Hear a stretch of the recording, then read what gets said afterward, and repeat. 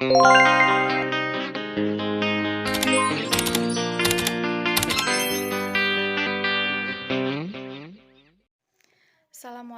warahmatullahi wabarakatuh. Perkenalkan, nama saya Dinda Yuliastuti, NIM 120161115 dari kelas 5C Akuntansi Syariah. Video ini bertujuan untuk memenuhi tugas ujian akhir semester saya pada mata kuliah Akuntansi Lembaga Keuangan Syariah. Adapun materi yang akan saya sampaikan yaitu tentang akuntansi lembaga pegadaian syariah. Sebelumnya, saya ucapkan terima kasih kepada Ibu Pratiwi Kurniati, SEMAK, selaku dosen pengampu mata kuliah ini. Baiklah, langsung saja materi yang pertama yang akan saya bahas adalah konsep dan definisi dari lembaga pegadaian.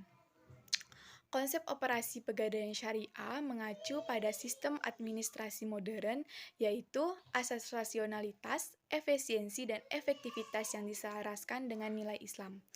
Landasan hukum pegadaian syariah mengacu kepada syariah Islam yang bersumber dari Al-Quran dan hadis Nabi Shallallahu Alaihi Wasallam. Terdapat 3 landasan hukum pegadaian syariah, yaitu yang pertama Al-Quran, hadis, dan ijtihad para ulama. Pegadaian syariah adalah suatu lembaga keuangan non-bank yang dimiliki oleh pemerintah yang mempunyai hak memberikan suatu pembiayaan kepada masyarakat berdasarkan hukum gadai yang terdapat di dalam syariat Islam dan peraturan undang-undang yang berkaitan dengan pegadaian syariah. Adapun rukun gadai syariah yaitu yang pertama ar-rahin atau yang menggadaikan adalah orang yang telah dewasa, berakal, bisa dipercaya dan memiliki barang yang digadaikan. Yang kedua ada al-murtahin yang menerima gadai atau adalah orang bank atau lembaga yang dipercaya oleh rahin untuk mendapatkan modal dengan jaminan barang yang digadaikan. Kemudian yang ketiga ada al-marhun atau barang yang digadaikan adalah barang yang digunakan rahin untuk dijadikan jaminan dalam mendapatkan uang. Yang keempat ada ar-marhun bih atau utang, adalah sejumlah dana yang diberikan murtahin kepada rahin atas dasar besarnya tafsiran marhun. Yang kelima ada zigat, ijab dan qabul, adalah kesepakatan antara rahin dan murtahin dalam melakukan transaksi gadai. Adapun syarat gadai yaitu yang pertama syarat akid, baik rahin dan murtahin harus mempunyai kemampuan juga berarti kelayakan seseorang untuk melakukan transaksi pemilikan, setiap orang yang sah melakukan jual beli gadai. Yang kedua ada marhun bih atau utang, dengan syarat harus merupakan hak yang wajib diberikan atau diserahkan kepada pemiliknya, memungkinkan pemanfaatannya bila sesuatu yang menjadi utang itu tidak bisa dimanfaatkan, maka tidak sah, harus dikuantifikasi atau dapat dihitung jumlahnya. Bila tidak dapat diukur atau tidak dikuantifikasi, rahin itu tidak sah. Yang ketiga ada marhun atau barang, dengan syarat harus merupakan hak yang wajib diberikan atau diserahkan kepada pemiliknya. Memungkinkan pemanfaatannya bila sesuatu yang menjadi utang itu tidak bisa dimanfaatkan, maka tidak sah, harus dikuantifikasi atau dapat dihitung jumlahnya. Bila tidak dapat diukur atau tidak dikuantifikasi, rahin itu tidak sah. Yang keempat ada zigat, ijab dan kabul, dengan syarat zigat tidak boleh diselingi dengan ucapan yang lain selain ijab dan kabul, dan diam terlalu lama pada waktu transaksi, serta tidak boleh terikat oleh waktu. Kemudian, secara umum, gadai harus memenuhi beberapa syarat, yaitu yang pertama, harus diperjualbelikan, yang kedua, harus berupa harta yang bernilai, yang ketiga, marhun harus bisa dimanfaatkan secara syariah, yang keempat, harus diketahui keadaan fisiknya, maka piutang tidak sah untuk digadaikan, harus berupa barang yang diterima secara langsung, dan yang kelima, ada harus dimiliki oleh rahin, atau pinjaman atau pegadaian, setidaknya harus seizin pemiliknya. Kemudian, materi yang kedua ada akad yang ada di lembaga pegadaian syariah. Yang pertama, akad qad al-hasan. Akad qad al-hasan adalah suatu akad yang dibuat oleh pihak pemberi gadai dengan pihak penerima gadai dalam hal transaksi gadai harta benda yang bertujuan untuk mendapatkan uang tunai yang diperuntukkan untuk konsumtif. Akad qad al-hasan dimaksud pada prinsipnya tidak boleh pembebanan biaya selain biaya administrasi. Yang kedua ada akad mudharabah. Akad mudharabah adalah suatu akad yang dilakukan oleh pihak pemberi gadai atau rahin dengan pihak penerima gadai atau murtahin. Yang ketiga ada akad ba'i muqayyadah. Akad ba'i muqayyadah adalah akad yang dilakukan oleh pemilik harta benda barang gadai dengan pengelola barang gadai agar harta benda tersebut mempunyai manfaat yang produktif. Yang keempat ada akad ijarah. Akad ijarah adalah akad yang objeknya merupakan penukaran manfaat harta benda pada masa tertentu, yaitu pemilikan manfaat dengan imbalan sama dengan seseorang menjual manfaat barang. Yang kelima ada akad musyarakah amwal al-inan. Akad musyarakah amwal al-inan adalah suatu transaksi dalam bentuk perserikatan antara dua pihak atau lebih yang disponsori oleh Pegadaian Syariah untuk berbagi hasil, profit loss sharing, berbagi kontribusi, berbagi kepemilikan dan berbagi risiko dalam sebuah usaha. Yang keenam ada akad khan. Menurut Muhammad Syafi'i, Antonio Ar-Rahan adalah menahan salah satu harta milik nasabah atau rahin sebagai barang jaminan atau marhun atas pinjaman yang diterimanya. Marhun tersebut memiliki nilai ekonomis. Dengan demikian, pihak yang menahan atau penerima gadai atau murtahin memperoleh jaminan untuk dapat mengambil kembali seluruh atau sebagian piutang. Lalu materi yang ketiga ada perbedaan antara pegadaian syariah dan pegadaian konvensional. Untuk pegadaian konvensional melayani semua produk pegadaian, sedangkan pegadaian syariah itu hanya melayani produk syariah saja. Hampir semua produk pegadaian sudah mendapat penyesuaian sehingga sesuai dengan prinsip syariah. Secara mendasar, perbedaan pegadaian syariah dan pegadaian konvensional adalah pada akadnya. Lazimnya, dasar hukum pegadaian syariah adalah menggunakan akad gadaian yang menyesuaikan Fatwa Dewan Syariah Nasional atau DSN. Perbedaan mendasar antara pegadaian syariah dengan pegadaian konvensional adalah dalam pengenaan biayanya. Gadai konvensional memungut biaya dalam bentuk bunga yang bersifat akumulatif dan berlipat ganda. Sedangkan pada pegadaian syariah tidak berbentuk bunga tetapi berupa biaya penitipan, pemeliharaan, penjagaan, dan penaksiran. Jadi singkatnya, gadai syariah lebih kecil dan hanya sekali dikenakan.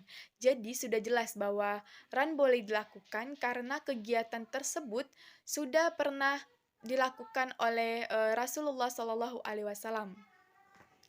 Adapun beberapa perbedaan antara pegadaian syariah dan pegadaian konvensional adalah yang pertama dari landasan hukumnya. Pegadaian konvensional landasan hukumnya yaitu Undang-Undang Nomor 9 Tahun 1969 Pasal 6 dijelaskan bahwa sifat usaha pegadaian adalah menyediakan pelayanan bagi kemanfaatan umum dan sekaligus memupuk keuntungan berdasarkan prinsip pengelolaan perusahaan. Yang kedua ada Undang-Undang Nomor 9 Tahun 1969 Pasal 7 dijabarkan yang pertama turut meningkatkan kesejahteraan masyarakat terutama golongan menengah ke bawah melalui penyediaan dana atas dasar hukum gadai dan jasa di bidang keuangan lainnya berdasarkan ketentuan perundang-undangan yang berlaku. Yang B. Menghindarkan masyarakat dari gadai gelap, praktik riba dan pinjaman tidak wajar. Kemudian pegadaian syariah landasannya yaitu yang pertama dalam Al-Quran surah Al-Baqarah ayat 283, jika kamu dalam perjalanan dan bermuamalah tidak secara tunai, sedang kamu tidak memperoleh seorang penulis, maka hendaklah ada barang tanggungan yang dipegang oleh yang berpiutang. Yang kedua ada hadis riwayat Bukhari dan Muslim. Sesungguhnya Rasulullah Shallallahu Alaihi Wasallam pernah membeli makanan seseorang Yahudi dan Nabi menggadaikan sebuah baju besi kepadanya. Hadis riwayat Asy-Syafi'i, Al-Daraqutni dan Ibnu Majah tidak terlepas kepemilikan barang gadai dan pemilik yang menggadaikannya. Ia memperoleh manfaat dan menanggung resikonya. Kemudian Fatwa Dewan Syariah Nasional Nomor 25 DSN MUI 3/2002 tanggal 26 Juni 2002 menyatakan bahwa jaminan hutang dalam bentuk ran diperbolehkan. Kemudian yang kedua ada akad dalam melakukan kegiatannya. Pegadaian syariah mengikuti hukum syariah yang dalam fikih Islam yang disebut dengan akad al-ran atau sesuatu yang tetap. Pengertian al-ran dalam pegadaian syariah adalah tetap, kekal, dan menahan suatu barang sebagai pengikat utang. Kemudian yang ketiga, sistem pembayarannya. Biaya perbedaan pegadaian syariah dalam pegadaian konvensional juga dapat dilihat dari sistem pembayarannya.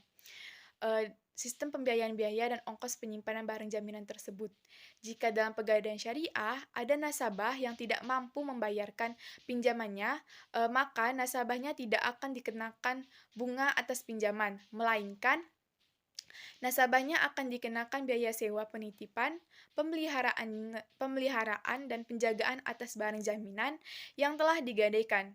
Jika nasabah masih belum bisa membayar semua utangnya, meski pinjaman sudah ditangguhkan dan tidak mampu membayar ongkos serta biaya penyimpanan, maka barang jaminan tersebut akan dilelang atau dijual untuk menutupi hutang-hutang tersebut.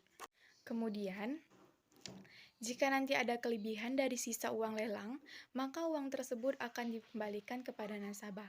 Namun, jika uang kelebihan tersebut tidak diambil oleh nasabah dalam kurun waktu 1 tahun, maka uang tersebut akan diserahkan kepada lembaga zakat, infak, dan sedekah sebagai denda. Begitupun sebaliknya, jika penjualan dari barang jaminan masih kurang dari jumlah biaya-biaya yang dikeluarkan, maka nasabah harus menanggung semua kekurangannya. Pegadaian syariah akan mengambil keuntungan atau margin untuk menjalankan operasionalnya dari ongkos atau biaya tersebut. Sistem pembayaran ini sangat berbeda dengan pegadaian konvensional, yang akan membebankan bunga kepada para nasabahnya dan mencari untung dari sistem bunga tersebut. Selanjutnya, saya akan menjelaskan sedikit dari jurnal-jurnal yang ada pada pegadaian syariah. Yang pertama yaitu jurnal dalam menerima uang pinjaman dari sisi pihak rahin atau yang meminjam, adapun jurnalnya kas bertambah di sebelah debit dan utang bertambah di sebelah kredit. Kemudian, untuk pihak pegadaian, pihak yang memberi uang pinjaman, adapun jurnalnya yaitu piutang bertambah di sebelah debit dan kas berkurang di sebelah kredit. Kemudian, dalam hal membayar administrasi untuk pihak yang berutang, adapun kasnya, biaya administrasi berkurang di sebelah debit dan kas berkurang di sebelah kredit. Untuk murtahin sebagai menerima administrasi, yaitu kas bertambah di sebelah debit dan pendapatan administrasi bertambah di sebelah kredit. Kemudian dari sisi rahin untuk pembayaran sewa gedung, adapun jurnalnya yaitu beban sewa berkurang di sebelah debit dan kas berkurang di sebelah kredit. Untuk murtahin sebagai penerima sewa dari nasabah, jurnalnya adalah kas bertambah di sebelah debit dan pendapatan sewa bertambah di sebelah kredit. Untuk dari sisi rahin dalam pembayaran uang pinjaman, jurnalnya adalah utang berkurang di sebelah debit dan kas berkurang di sebelah kredit. Untuk pada sisi murtahin sebagai penerima dari pembayaran beban perbaikan aset ijarah berkurang di sebelah debit dan kas berkurang di sebelah kredit. Kemudian dalam penjualan pada masa akad berakhir dari sisi rahin, jurnalnya adalah kas bertambah di sebelah debit dan aset berkurang di sebelah kredit. Dari sisi murtahin dari pelunasan uang pinjaman tersebut, jurnalnya adalah kas bertambah di sebelah debit dan piutang berkurang di sebelah kredit. Untuk pelunasan dari penjualan aset oleh pihak pegadaian dari sisi rahin, jurnalnya adalah utang berkurang di sebelah debit dan kas berkurang di sebelah kredit. Untuk murtahin dari penjualan pada masa akad berakhir, jurnalnya adalah kas bertambah di sebelah debit, pendapatan berkurang di sebelah kredit. Hanya itu yang dapat saya sampaikan, kurang dan lebihnya mohon dimaafkan. Wabillahi taufiq wal hidayah. Wassalamualaikum warahmatullahi wabarakatuh.